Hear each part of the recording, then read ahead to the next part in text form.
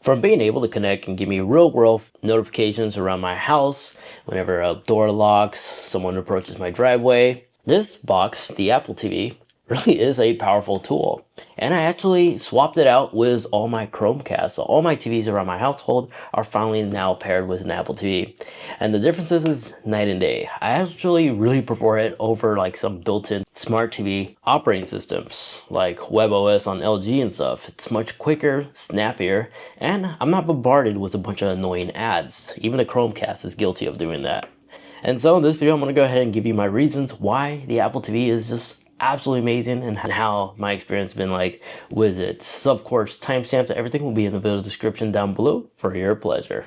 Let's get started. So let's go ahead and start off with the overall performance. It's much faster than any expensive smart TV like my LG that I have that cost me $2,000. And then the UI overall is much easier and cleaner to use than most native ones from TV manufacturers. The animation is smooth, everything's easy to get to, and you have access to a third-party app store. And then since it's Apple, obviously most developers will put in their apps on the Apple TV than they would on like a Sony TV. And then a much more affordable alternative would be to just plug in a Chromecast, but even the Chromecast was pretty sluggish, didn't really present a nice UI, and I was always bombarded with ads. I really didn't enjoy that. So after my positive experience with my first Apple TV, I swapped all my televisions with an Apple TV, and the differences was a night and day experience. You see, the current Apple TV does have a Bionic A15 chipset that's found on an iPhone Pro, and thanks to the chipset performance, it makes the whole experience buttery smooth, a strong Wi-Fi connection, Bluetooth connection, and unlike my smart TVs that cost me again over $1,000, there's no ads on this. And then let me talk about the picture-in-picture mode. Just like your iPhone, whenever you're watching a YouTube video, you can run two things at once on the Apple TV. Now, keep in mind, some TVs do have this functionality, but it's a little bit buggy. Apple does this luxuriously. You know, it's super easy to do so. Meanwhile, my LG, I have to go through multiple different menus to run two apps at the same time. I go in greater detail in this video. Over there you see in the right corner, where I give you my tips and tricks about the LG OLED. It's actually pretty loaded with a lot of useful features, but again, I digress. The Apple TV has those and more. But this allows me to watch my favorite sports game while kids are watching something else on Disney Plus or something like that. And like every modern day Apple TV, it's fanless, so there's no annoying fan running in the background like you would if you're using like your gaming console. Now, as time makes the video, Apple did recently release the next generation of Apple products like their iPads, iPhones, Apple Vision, as well as the new M5 MacBook Pro. And since we're in the middle of like mid-October really, and we haven't yet seen the next generation update of the next generation Apple TV, that led me to believe that it's likely we're going to see the next version of the Apple TV gets released next year, maybe around the springtime period, which means the current Apple TV 4K 3rd generation actually has a Wi-Fi 6. And to me, it's more than enough for modern day load speeds as well as download speeds. And the rumors also has it that there's not going to be an overall redesign of the Apple TV box, maybe slightly thinner, but this familiar design that we are familiar with looks like it's going to be carry on even the newer generation Apple TV. But it will have the latest Bluetooth 5.3, so if you like to pair your console controllers on this and you notice like a delay if you are a competitive gamer, maybe it's something you may want to consider. But what will change is the chipset, as this next generation Apple TV is rumored to have an A17 Bionic Pro chip, which is the same chipset that iPhones that can support Apple Intelligence are capable of running, which hence the fact that Apple Intelligence may be likely to be supported on the newer generation Apple TV. So maybe that is something to keep in mind. But currently, the current Apple TV has a lot of amazing software functionality. It's packed with a lot of useful features and software that would just basically elevate your experience on any stream box. As you can take FaceTime calls on the big TV, so if you have like a large group gathering, you like to capture everybody and see them on the big screen, you could just use your iPhone or iPad as the camera and use your large screen TV to speak with that individual, which supports SharePlay, which allows you to continue that FaceTime call while watching your media as if you're right next to each other. So long as you both have the same streaming platform you like to use SharePlay with, that's the only subscription there is, as this is all included with the hardware itself. And then thanks to recent tvOS 26, The current Apple TV received some new features such as karaoke, which allows you to use your iPhone's microphone and actually treat it like a karaoke microphone and have like a nice big party. And your guests do not need to have access to Apple Music, only the host needs to have access to it. And that's it, it's pretty fun.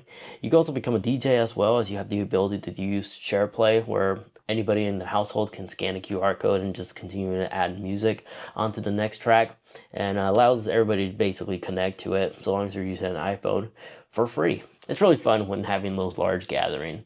Now real quick, if you take 2 seconds to hit that like button and like, that'll be truly appreciated, as this channel is primarily just powered by you guys, the viewers, which is why you don't see integrated brands that takes up like a minute or two of your time about a VPN or a food subscription or other nonsense. So by hitting the like button and like, continue supporting the channel and eliminate Tilt's brand. Thank you to those that hit that like button and like. Let's carry on. And then a thing that I enjoy the most about the Apple TV is the stunning good looking screensavers that it has. Everything from Snoopy to some gorgeous Earth elements just playing in the background. This gives your living room environment or bedroom just a nice, elegant touch, even when the TV is just on idle. And don't forget, since this is an Apple product after all, if you have other Apple products around your household, they can communicate with your Apple TV, including your smart locks and such.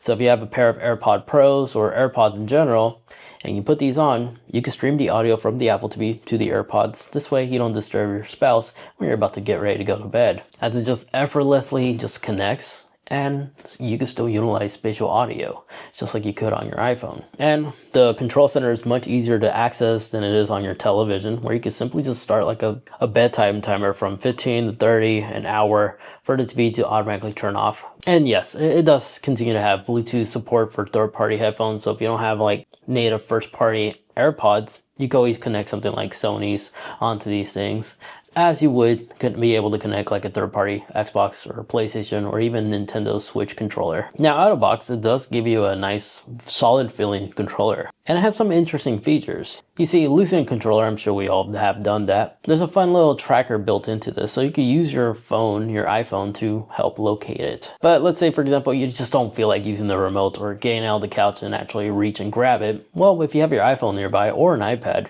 or even the Apple Watch even, you could control your Apple TV by using the built-in remote app inside the OS of your iPhone. And this gives you volume power, the ability to turn off the television, as well as, of course, navigate and use your Apple TV without using the physical remote. And then speaking of remote features, you could even use your HomeKit to double check if your TV is on or off and turn it off from here from Control Center. Another cool feature about the Apple TV is if you're trying to log into like a subscription service like Netflix or Hulu, you could just use your iPhone as the keyboard instead of pressing every single key while using the Apple TV remote, or even use dictation too, which makes entering username and password super easy and convenient. And it does support Apple Password as well, to use Face ID to just automatically fill in those passwords this way as well, so long as the third-party app supports that, of course. Now there's a plethora of apps on the Apple TV, and from my experience, I find more apps on the Apple TV than anything else, including the Google Chromecast. Because as an example, my LG TV doesn't even have Peacock support. It's something to do with some weird agreement with LG, but thanks to the Apple TV, it's here. Then in addition to that, you could download a VPN directly from the App Store. So you can spoof your location and have access to other shows or movies that's being streamed elsewhere that may not be available in your current region. And then when it comes down to audio as well as visual quality, well, look no further, as the Apple TV supports both HDR10 as well as Dolby Vision, which may enhance the viewing quality even if you're using this on an older TV, as this will primarily allow you to automatically tune your TV through its settings automatically with its built-in software, being able to deliver deeper colors and more contrast. And it's crazy that it performs all this utilizing your existing iPhone hardware to do quick color calibration. And then for sound, the Apple TV does support AirPlay. So if you have like a Sonos sound system already hooked up, or 2 HomePods, you can connect the Apple TV to those devices effortlessly, which will be able to deliver spatial audio sound qualities and full Dolby Atmos support, depending on the setting you select. This simplicity is super easy, so you don't have to be a true audiophile to actually have everything connected, as the Apple TV can figure it all out for you on your behalf to give you the best audio experience possible. And then if you like to mirror your device onto the big screen, a Mac computer, your iPhone, or an iPad, it's super easy as well, as you could just simply AirPlay it. which allows you to share content from your phone to the TV effortlessly. It's perfect for presentation as well as group gatherings to show people on the big screen instead of passing the phone around. And then when it comes to your smart home stuff, as I previously stated, this does have built-in HomeKit. So it acts like a HomeKit hub, which you can monitor your security cameras on the screen, know who's ringing your doorbell. You can ask Siri to turn off all your lights and such. You can even change the temperature on your thermos if you have a smart thermos, all off the Apple TV. So whenever I have a guest over at the front door, while I'm viewing my content, it will alert me right there on the top corner without fully distracting me from the content I'm watching. So my final thoughts, is the Apple TV worth it for 2025? Yes and no. It's absolutely worth it currently if you could get like a good deal on it. But knowing the fact that a newer version of the Apple TV is coming out pretty soon, if you could wait a little bit more, I would recommend that. But in actuality, if you don't care about the Apple Intelligence feature that's possibly coming, I really don't care about Apple Intelligence. It's not perfected yet. As currently, it's not really anything impressive. It usually does things wrong. And yes, it may have a more stronger processor, but the current A15 Bionic chipset, it's powerful enough for me to do picture-in-picture, strong enough to not have any app limitations, and the ability to use the current Apple TV as a smart home hub, and it supports 4K. The hub alone makes the current Apple TV a good value for all your smart home appliances.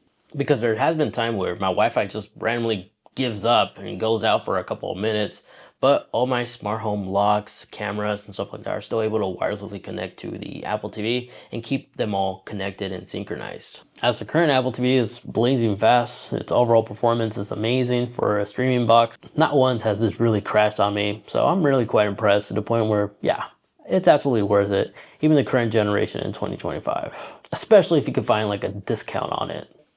But bottom line, Apple TV, from my experience, has been absolutely amazing. It allows everything to be synchronized, communicative, especially if you already are a part of the Apple ecosystem. But I personally prefer the security aspect of things, having all my smart appliances all connected, regardless if there's no Wi-Fi or internet connection.